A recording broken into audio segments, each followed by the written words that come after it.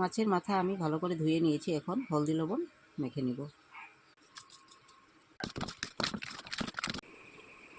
হলদি লবণ মরিচ মেখে নিয়েছি, এখন ভেজে নিব। কড়াইতে তেল গরম হয়ে গেছে। সিমের ডালটা আমি ভালো করে ছুলে নিয়েছি। এখন মাছের মাথা দিয়ে বানাবো। জল গরম হয়ে গেছে, ডালটা আমি সিদ্ধ করে নিব। আন্দাজ করে লবণ দিয়ে দেব। মাছের মাথাটা ভাজি হয়ে গেছে, নামিয়ে নিব। সিমের কুটি সিদ্ধ হয়ে গেছে, এখন জল দিয়ে দেবো। আরও জিরা ধনিয়া হলদি মরিচের গুঁড়া দিয়ে দেব।